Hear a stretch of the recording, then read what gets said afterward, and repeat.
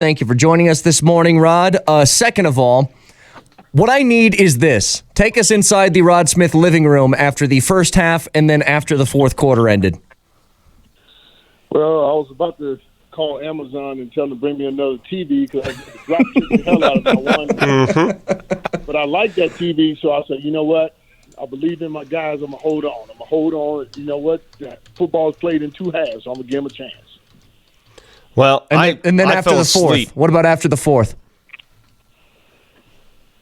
After the fourth, I mean, you know what? I was excited, man. It was people who made plays in the game that, to me, needed those plays to solidify themselves, or at least not to solidify, but to build some trust with their teammates.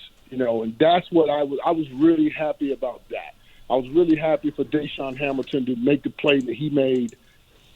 Philip Lindsay back and Phil is a Pro Bowler, but at the same time, it seems like he's kind of getting yo-yoed a little bit. You can't really get a beat on when he's going to be in the game, when he's not going to be in the game. For him to pop through there and take that 50-plus yard touchdown run, to me, it was like solidifying, like, hey, look, guys, I'm still here, but I'm over here. I need to be out here. That type of thing. Deshaun, to me, especially as a receiver, and this guy was a highly drafted guy, a few years ago, for him to be able to make that play, saw Judy get a chance to do the stuff he was doing in college, and Hamler, been praising, waiting to see this guy get a chance, get some opportunity, and to make that play at the end of the game was huge. Rod, I went back and looked at every single Broncos roster. Yeah, I'm that guy. Since 1960. Every Bronco offensive starting roster.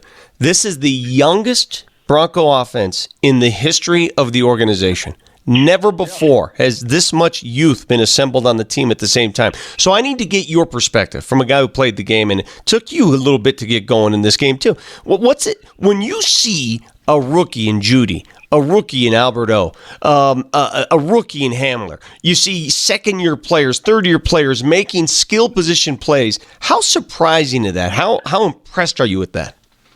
You know what? I'm really not surprised, to be honest. I mean, I had really high expectations from those guys coming out of college because those were the type of players they were in college. And honestly, you have to transition it to the league, and you just got to understand that everybody you're playing against is just as good as the best guy you ever played in college. And so that wasn't my thing. And I've said this on this show several times, and probably, but it's really about, to me, it's the orchestration. To me, it's the coaching. I just honestly think, not that the coaching is bad, but I just think they can be coached better. I really think with that type of talent, we could be running plays that benefit each of those people you mentioned individually. You see Albert O comes in the clutch situation. They give him the ball to throw the ball to him to try to take the lead. They obviously got a lot of confidence in this kid because you still got Noah Fant, but this guy who's a rookie, you throw the ball to him. He get the PI. He got the PI call on him. And plus, of course, he made a touchdown, for him as well. That is awesome to have that kind of talent. But I think to keep it non-confusing for them, put them in those plays, the things that they were able to do in college that made you bring them in here in the first place. And I think they could definitely – I think they could be more consistent because I think we're losing a lot of consistency because they are young. So let me get this straight. You're saying that Pat Shurmur, his system – he's just making things, they're thinking too much. Simplify the offense for these kids. To me, yes. I think, I just think when think about it, I did a story on Hamler, Cleveland, and Judy when they came out of college. I'm like, holy crap, we got those three guys on our team at the same time. I didn't know about Albert O. I knew Noah Fant was coming off. To me, was a rough year, but you could see the spark that was there. Drew, at the end of last year, was doing good. You expect him to come in and be better at the beginning of this year. But then all of a sudden, you get a new coordinator with all these new toys. So everybody gets to play together brand new at the same time. And I would think the playbook could be designed a little bit around that talent versus this is my playbook, run it. That's just the way I think. I love that you mentioned, too, you talked about Hamilton and all these different guys, and I love the fact that Drew Lock talked about them after the game and gave them all credit but he spread it around to all those guys, and that confidence has to build after a game like that. So take us inside the dressing room and the film room and all the meetings and everything this week when all the guys gather. Win is good. I know they're excited about that. They feel good this week. But when they look at each other like, oh, man, yeah, you did it. Yeah, I did it. Yeah, you did it. We all did it. What does that do for a team heading into this next road game? You know, I actually posted on the Broncos page, and I said, just watching all the guys cheering, and you saw so many different clips of guys celebrating, defensive guys, offensive guys, linemen, you name it, right? And to me, I said, that reminds me of backyard football. That's what I want to see. I want to see my friends and mismatch-ass socks and shirts and everything going against your friends, and we're going to kick y'all tail because we believe in each other. And that's what I saw at the end of that game. I did I don't know if it's private, I can talk about it. I did a Zoom with KJ Hamler yesterday because for the second time, in Broncos history, somebody caught a touchdown with no time on the clock. The first one was me, and the last one was him Sunday.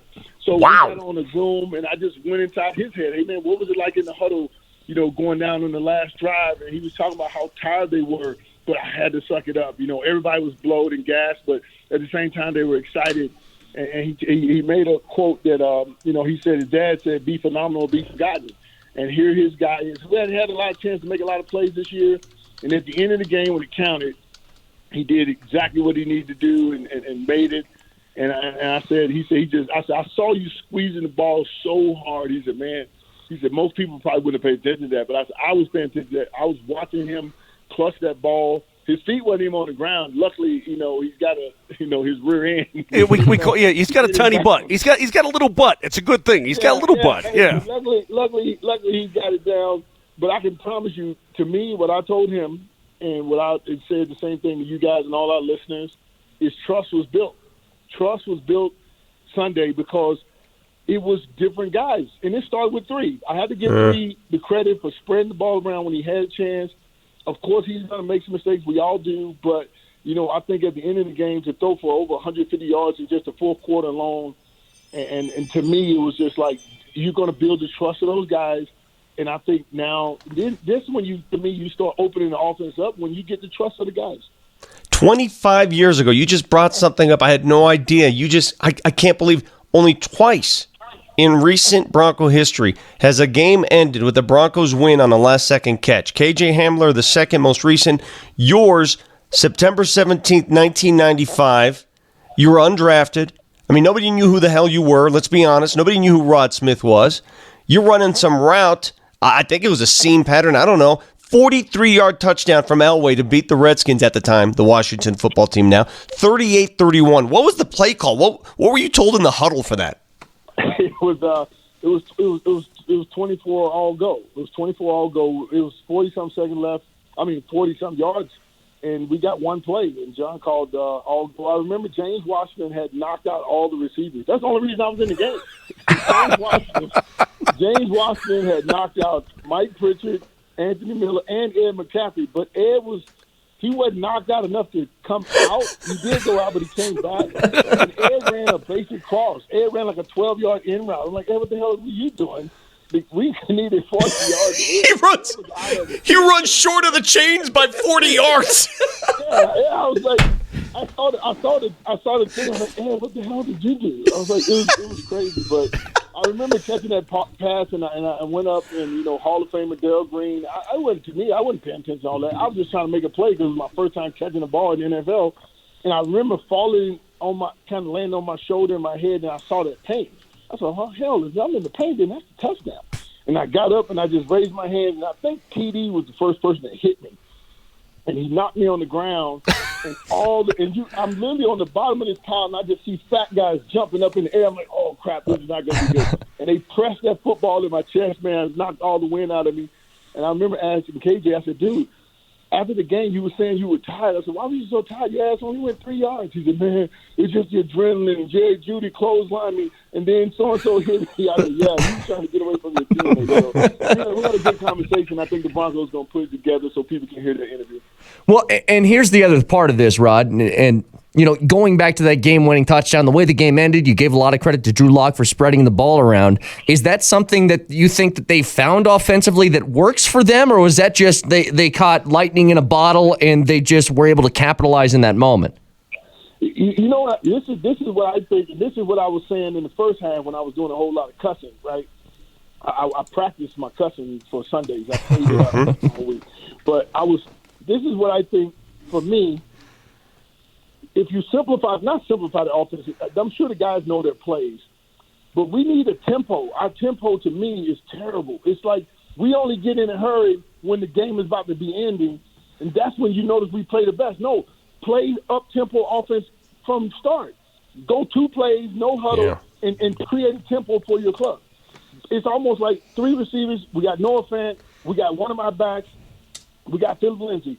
We're going to run two plays in a row. I'm calling them both in the huddle. We're not coming back to the huddle. We're going to create a tempo. Because whenever we get behind or we need a score or we need yards, you notice that we get them. It's like the play calling and the execution is different when the guys don't have to do a lot of thinking. These are basic. These are usually not basic plays, but they have a pattern to them. Gordon catching that 3rd down and getting that 1st down. I mean, stuff like that. But why can't we get that in the first half? Why do we have to wait till we're down 21 to decide that we're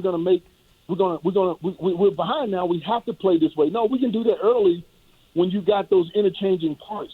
Because Gordon can come out, Philip Lindsay can be in, and Gordon can come in and spell him. You have 4 receivers. Tim Patrick will hopefully come back this week. You still got a group of young receivers that can interchange between each other. So you can create a tempo that the defense has to adjust to instead of us waiting to the end. That's just me. I think on offense, we need a tempo. We need to get in and out of huddle. The end of the first half, to me, was horrible. And I say horrible because we had a minute and 40-some seconds. We used 20 seconds of the clock. They went down and scored a touchdown. Stuff like that, you can't lose the game without having the right mentality. It's Rod Smith. Last thing for you, Rod, and appreciate your time. I just saw this from Dan Orlovsky. He's a former quarterback and now an analyst on ESPN. He said this about Drew Lock on Twitter right now. He did good things in the comeback, four absolutely big boy throws, but the reason the comeback happened was his eyes were so good moving defenders to create open windows for those throws. Did you see what he's talking about? Absolutely, yeah. No, and when he threw the pick in the second half, he was literally, I'm like, are you not looking at the safety? As soon as he threw it, I said, that's a pick.